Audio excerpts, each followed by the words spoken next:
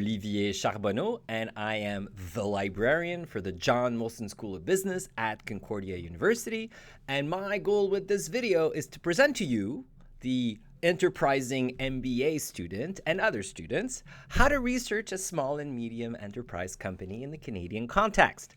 Yes, a librarian. I actually do a lot of these kinds of projects with students and professors. That's actually my day job. My day job is essentially to help students uncover the best sources for their project. But not only that, I actually get funds from the university budgets to license, to acquire databases and other sources that provide you the evidence that you need. And so here's the gist, here's the point.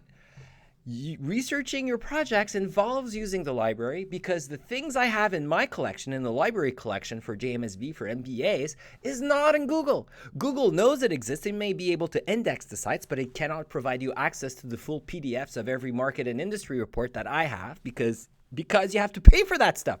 Well, that's what I do. I get money from Concordia, I pick the databases, and I work with my colleagues to create this wonderful collection that is actually like a research grade collection. You could consult with these sources. You're not supposed to make money off them. This is only provided to you during your time as a student for your learning. But hey, might as well use them and learn from them because these are high quality industry grade systems that are worth tens of thousands of dollars, and you get access to the whole set for free. You do have to use the library website to get access to them, and this is what this short video is all about. The point here is that if you're just using Google or any of the AI generative tools like ChatGPT and Claude and all these other systems, Gemini, whatever else came up today or yesterday, well, you're missing out because Google and all the other companies that generate these tools don't have access to the documents that we pay for at the library. So it is still an artisanal process of you to sifting through these different databases from the library to obtain the market and industry reports and other articles and other sources that's going to make or break your project. And so here are these famous databases.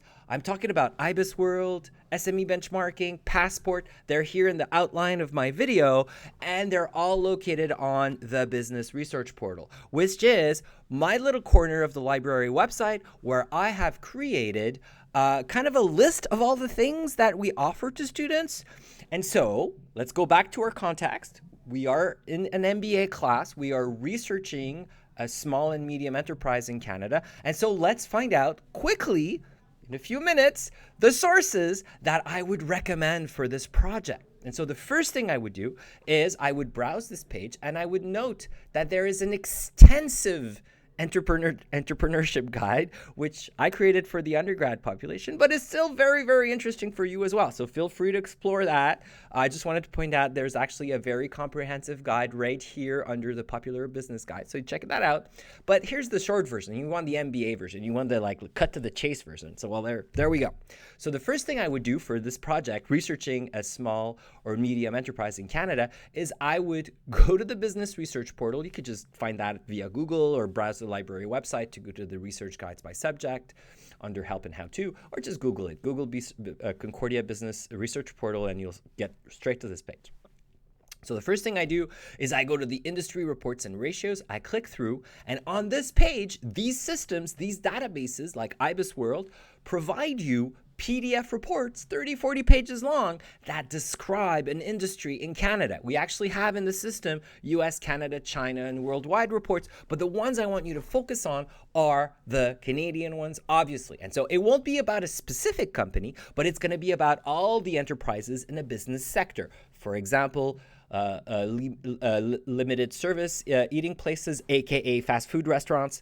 You have retail, manufacturing, consulting. All of these different industries are listed in the system. We have over 650 industry report in IBIS World. And all you have to do, well, there's a whole other video I've created on how to use this system. So you could watch that video, or you could jump right into IBIS World and start browsing for Canadian industry reports. So you're going to get a 40-page summary of the industry with trends and SWOT and all that good stuff. It's all there. You just have to use the system. Now, typically these reports, each PDF is worth $5,000-ish.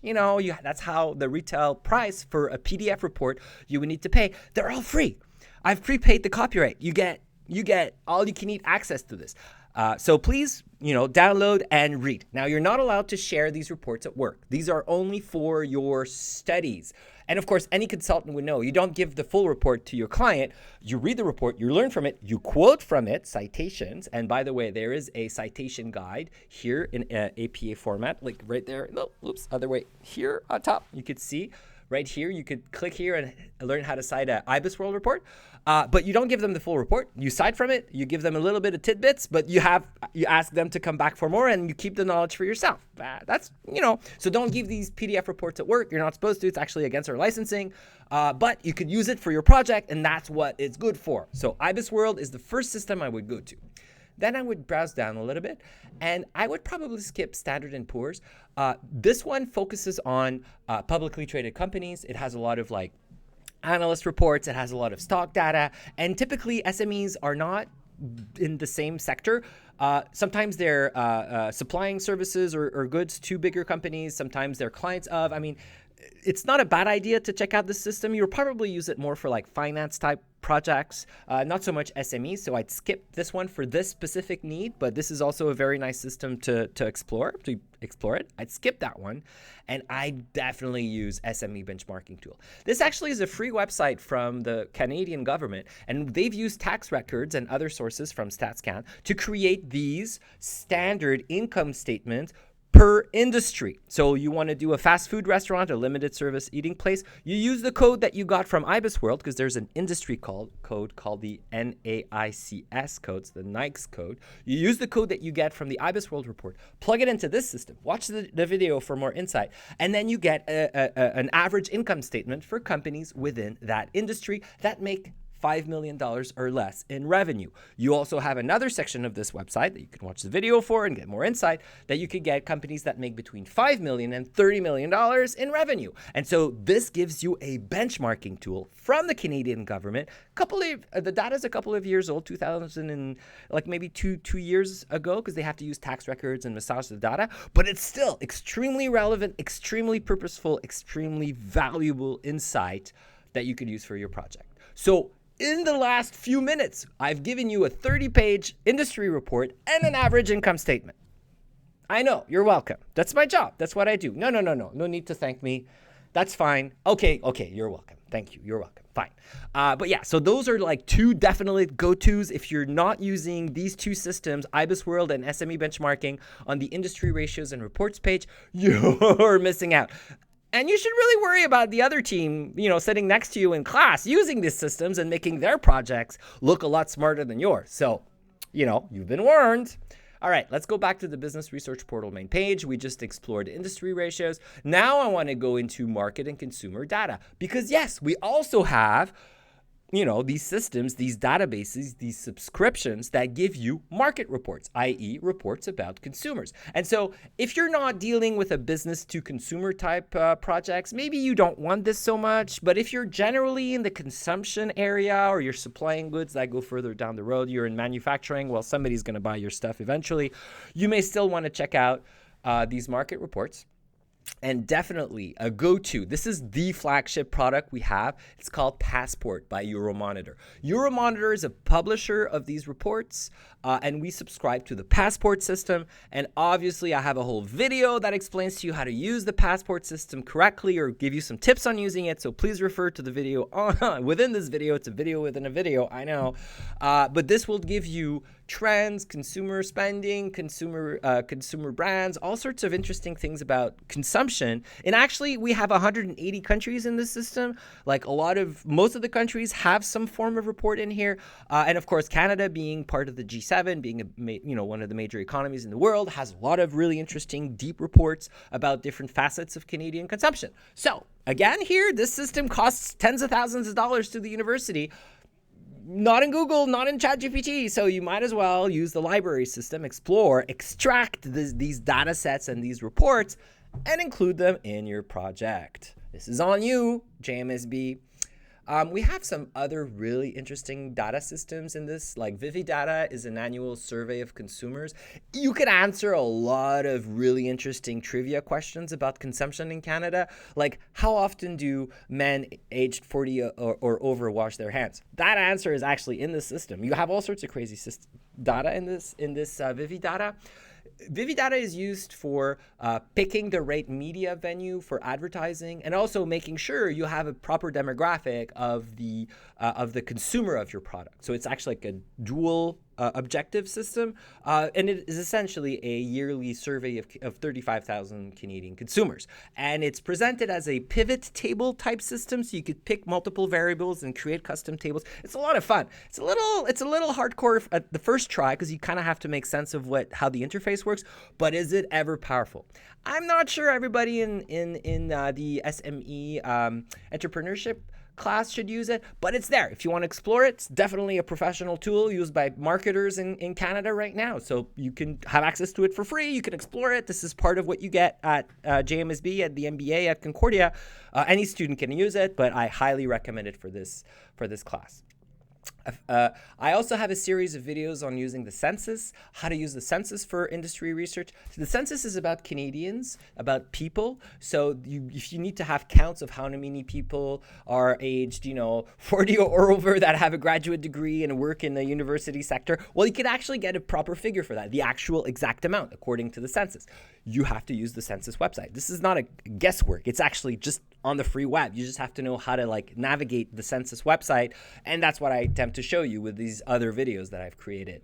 Another awesome one is the data portal from StatsCan, which is a different site within the StatsCan universe that isn't the census. Things like household spending or shipments or trade, all sorts of other data sets StatsCan has are on the free web, and you could just, search them. But if you Google your way into it, it won't work because Google doesn't index the deep databases within the StatsCan website. So you really have to extract manually these data sets. I really recommend the household spending data set within StatsCan. There's a bunch of others that you can explore. Again, maybe not everybody's going to need this specific data set, but it's there and you should know it exists. And Google or ChatGPT are of no use because they do not know how to get into the deep system because robots have been cut off. And so humans have to go in and extract the data manually. And I guess I got one on the robots for now.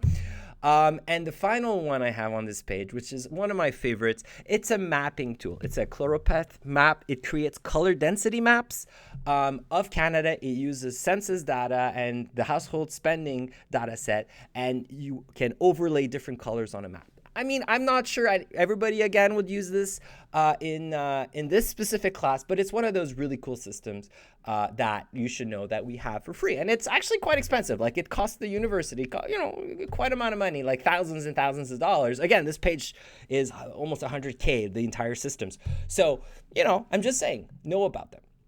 So far, we've gone into the business research portal and we've located industry ratios and reports. We have consumer data now from credible, trustworthy, professional grade tools that are extremely expensive, but free for you to use. But there's more. C'est pas fini. Of course there's more. I would continue my research by going to find articles. And I'm not talking about whatever random stuff you find on the Google search page or Google News or all that stuff. Sure, hey, I'm set. Use it. I don't care you use Google News. You could use whatever tool you want from my perspective. But we pay for things that are awesome. So use the awesome tools first is a pretty simple message. And so if you go here under the articles, we actually have a lot of research articles, scholarly articles. So if you're writing papers that are more advanced, that's really interesting. But we also have what we call comprehensive databases. Like, for example, ProQuest has the Canadian newsstand universe. So things like the Globe and Mail, Maclean's, a lot of the popular magazines. They also have like The Economist in there, New York Times, a whole bunch of newspapers and magazines. Some of them Americans, most of them Canadians, actually. And so I would say go into ProQuest and type the name of the company, type the industry name, type the product, try the product category, type the brand. Look at all these things and find articles, recent articles from this morning, from today. And you could create RSS feeds. You could subscribe to these things. There are different things that you could do within the ProQuest universe, which is great. It's a great tool for researching small and medium enterprises because you get news. You get insight from journalists who've knocked on doors and asked questions and did interviews. And so ProQuest is another one of those go-to systems that I highly recommend for SME research, especially at the MBA level. And of course, we also have more than just one article database. EBSCO, Business Source Complete for EBSCO, is more academic. It has a little bit more academic content. And so I usually recommend ProQuest if you're doing small and medium enterprises in Canada, because all of the news sources, or most of the Canadian news sources, are in ProQuest. So that's a better tool to use. You can also check out Business Source Complete by EBSCO, but I suspect it's more attuned to the need of a scholarly research paper. There's also scholarly in ProQuest, but really we have it because of the news stuff, okay? A couple of other newspaper databases that we have Factiva.com, which is actually from Dow Jones Industrial, so it includes the Wall Street Journal, and hundreds of newspapers from around the world in multiple languages, so you could check out Factiva. I don't think for SMEs in Canada, not so useful, because I mean the Americans, they tend to overlook our poor little country in their mind. We're not that poor. I know, don't worry, I know. So that's why I recommend ProQuest for this project. But you should know we have Factiva because it's an awesome tool if you're doing other types of projects at the MBA level, which you are. Eureka, the other one down, is actually a database of local French Canadian content. So like Le Devoir, La Presse, blogs, local blogs from Quebec, and other magazines from the province of Quebec. So again, if you're doing a project on a local Quebec-based company, check out the French language newspapers and do the same searches that you did in ProQuest.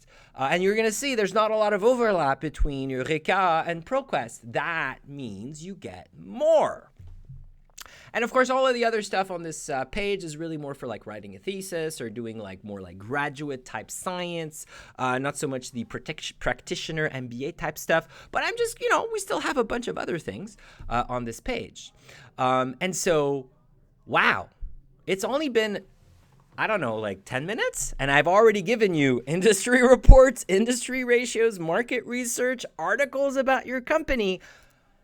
And honestly, I don't think I don't think Google or ChatGPT have anything on what I have to offer. They don't have something better than what I'm offering. And I'm not just making this claim because, I work here and blah, blah, blah. I actually do believe that. I'm here because the library is still extremely relevant in its value added that it brings to JMSB and the MBA program, and actually all at JMSB programs, because we provide for sources that are high quality, that are professional, and that usually have to pay for. And so if you're doing this project, I want to see in your bibliography, right? Because you have to cite these sources, right? Here citing business databases in APA format. Look at that link right there. So I want to see in your bibliography, and 1 or 2 or 3 IBIS World reports. I want to see the SME benchmarking data set cited. I want to see a passport report. I want to see some newspaper articles and magazine articles that you found from ProQuest. And that makes for a well-rounded business research paper about Canadian SMEs. Okay, so that's my sales pitch. That's the value add. I hope I got you on like things that are not on Google, things that are not on ChatGPT and other AI generative tools like Gemini and Claude and all these other things. You're going to need help. This is complicated. I already have a lot of videos on my business research portal available for you at any moment that you could watch. We also have different ways to get help. You could chat with library staff. A lot of people want to talk to me specifically, right? Olivier, and I have business hours and you can get to me, but I please ask that you first try my staff and my colleagues at the library because they're super smart and helpful and I train them. And oftentimes they're available right now, whereas sometimes I'm like sleeping, at night and I get weekends off and they're here during the weekend. So please try the chat and the email first. And they're going to say, oh, this is one for Olivier, and they're going to refer you to me. Okay, so please try the help with the staff here, and there you go. And then you'll get to me. So my name is Olivier Charbonneau. I hope that you understand the value and the importance of using library collections for your MBA project. and I wish you all the best.